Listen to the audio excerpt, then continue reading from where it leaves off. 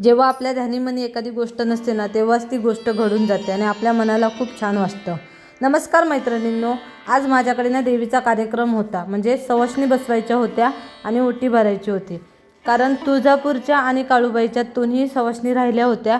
मला खूप त्रास होत होता मध्ये, म्हणून मी बाहेर चौकशी केली तेव्हा कळलं की त्यांच्या ओट्या भरून त्यांचे जे काही सवाष्णी बसवायच्या आहेत ना त्या बसून घ्या.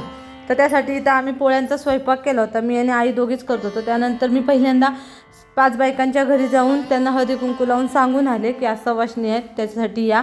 त्यानंतर परड्या पण बोलवल्या होत्या. 2 परड्या आल्या होत्या. त्याच परड्यांमध्ये बरेच देवींचे होते, परड्या होत्या त्या. काळूबाईची होती, तुळजापूरच्या आईची होती, ज्योतिबाची कोटमा होता, असं बऱ्याच गोष्टी होत्या. तर त्यासाठी मग इथं आम्ही पोळ्या वगैरे बनवून घेतला. त्यानंतर इथे मी नैवेद्य काढून घेतला. दिवसभर आमचा स्वयंपाक चालला होता. संध्याकाळी ह्या परड्या भरायच्या होत्या. ह्या अशा परड्या घेऊन येतात, ज्यांच्या हातावर जे ताट आहे ना त्यात अशा परड्या घेऊन येतात. त्यानंतर आम्ही इथं 5 पावलं केली तुळजापूरच्या आईची आणि काळूबाईची. त्या आजी ज्या आहेत ना, ज्यांच्या हातावर ताट आहे, त्यांनी मला सांगितलं कसं करायचं, काय करायचं. ह्या सगळ्या गोष्टी ना मी पहिल्यांदाच अनुभवत होते आणि करत होते. हे मी कधी पाहिलं बी नव्हतं आणि केलं पण नव्हतं.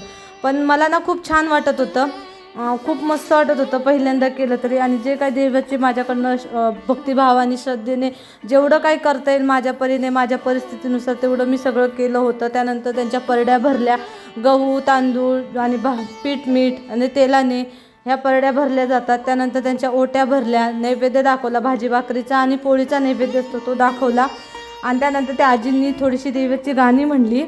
ह्या दोघांच्या परड्या होत्या, ह्या दोघींच्या हातावर ताट होतं, त्यांच्या त्या परड्या होत्या. तर त्यांनी दोघींनी गाणी म्हणली. त्यानंतर आरती केली आम्ही देवाच्या इथं. त्या आजींनीच आरती म्हणल्या आणि त्यानंतर मी सवाष्णी बसवल्या. त्यात मी काळूबाईच्या 5 पोरी, कुमारिका पोरी पण बसवल्या होत्या. आणि माझ्या ध्यानीमनी नसताना सुद्धा अशा काही गोष्टी घडल्या ना की त्याने मला खूप आनंद झाला. ज्योतिबाची 2 मुलंसुद्धा माझ्याकडे जेवायला आली होती. ते तर माझ्या ध्यानीमनी नव्हतं की बसवायची म्हणून, पण आली होती ती अनयशाने. मग मी त्यांना पण जेवायला वाढलं.